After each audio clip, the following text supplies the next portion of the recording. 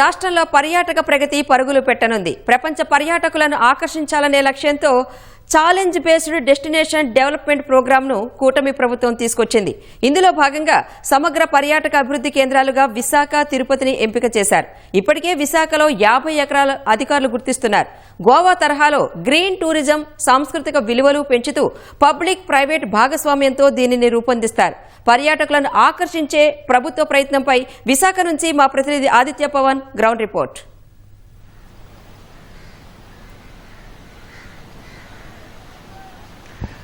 రాణి, Visakhapatnam best tourist destination చెప్పుకోవచ్చు.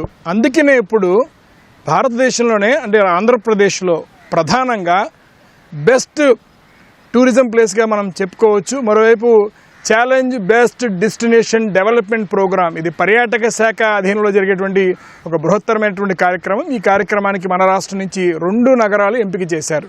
ఒకటి తిరుపతి, 2 విశాఖపట్నం.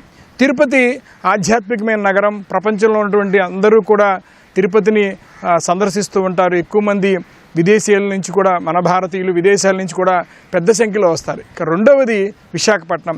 విశాఖపట్నం పర్యాటకంగా కూడా ఎంతో ప్రాముఖ్యమైనది. ఎక్కువ మంది దేశ విదేశీ పర్యాటకులు కూడా విశాఖపట్నం వస్తూ ఉంటారు. కాబట్టి విశాఖపట్నాన్ని ఈ రెండింటి కోసం ఎంపిక చేశారు. 2 నగరాల్లో ఒక నగరంగా విశాఖపట్నాన్ని ఎంపిక చేశారు. ఈ విశాఖపట్నంలో ఇప్పటికే ఒక 50 ఎకరాల స్థలాన్ని గుర్తిస్తున్నారు.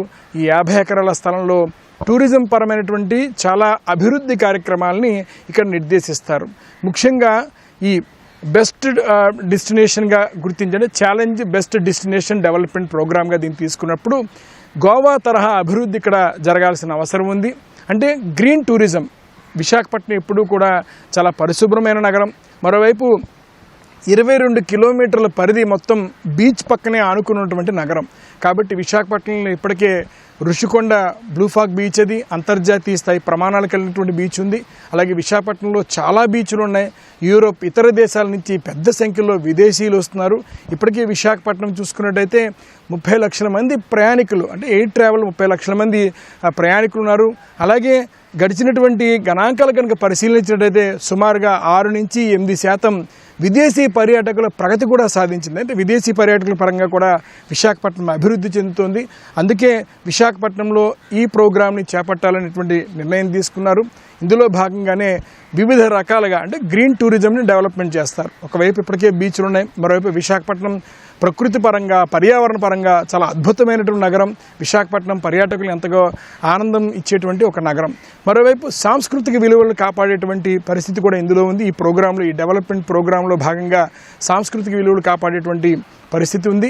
ముఖ్యంగా విశాఖపట్నంలో టెంపుల్ టూరిజం కూడా డెవలప్మెంట్ చేయడానికి అవకాశం ఉంది. ఒకవైపు సింహాద్రి అప్పన్ ఉన్నాడు, కనక మహాలక్ష్మి ఆలయం ఉంది. టెంపుల్ టూరిజం కూడా డెవలప్మెంట్ చేస్తూ సాంస్కృతిక విలువలను కాపాడుతుంది. ఎందుకంటే గిరిజన ప్రాంతాలు ఎక్కువగా ఉన్న ప్రాంతాలు ఉన్నాయి. అరకు పరిసర ప్రాంతాలు గిరిజన ప్రాంతాలు ఉన్నాయి. అక్కడ కూడా సంస్కృతిని డెవలప్ చేసేటువంటి అవకాశం ఉంది. ఇప్పటికే అరకు తదితర ప్రాంతాలని అభివృద్ధి చేయడానికి ఇక్కడి నుంచి విశాఖపట్నం వచ్చిన వారు కేవలం విశాఖపట్నం మాత్రమే కాదు, ఈ చుట్టుపక్కల ఉన్నటువంటి గిరిజన ప్రాంతాలు, ఆ ప్రాంతాల్లో కూడా పర్యటించే అవకాశం ఉంది. అందుకే విశాఖపట్నానికి కూడా ఇందులో ఎంపిక చేశారు.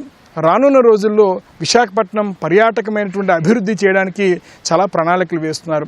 ముఖ్యంగా గోవా తరహా టూరిజంని డెవలప్మెంట్ చేయడం. విశాఖపట్నం ఇప్పటికే చాలా బీచ్లు ఉన్నాయి. ఈ బీచ్లన్నీ కూడా పరిశుభ్రతను పెంచడం, మరోవైపు పర్యాటకులకు, విదేశీ పర్యాటకులను ఎక్కువగా ఆకర్షించేటువంటి విధంగా వాటిని రూపొందిస్తారు. ఇప్పటికే ఆ ప్రణాళికని పర్యాటక శాఖ అధికారులు సంసిద్ధం చేశారు. ఒకసారి కనుక చూసుకున్నట్టయితే ఏపీటీడీసీ ఇప్పటిదాకా చూసుకున్నట్టయితే సుమారుగా 170 కోట్ల పైగానే ఆర్జిస్తోంది. మరోవైపు ఆంధ్రప్రదేశ్ ప్రభుత్వం కూడా సిఏఏ సమిట్లో సుమారుగా 19,000 కోట్ల పెట్టుబడులు పర్యాటక రంగంలోనే చేపట్టారు. అందువల్ల రానున్న రోజుల్లో 90,000 ఉపాధి అవకాశాలు కలిగే అవకాశం ఉంది. ఇప్పటికే విశాఖపట్నంలో అంతర్జాతీయ హోటల్స్ వస్తున్నాయి. రానున్న రోజుల్లో ఈ best challenge best tourism development ప్రోగ్రామ్గా విశాఖపట్నం ఎంపిక అవడంతో మరింత అభివృద్ధి సాధించే అవకాశం ఉంది. రైట్.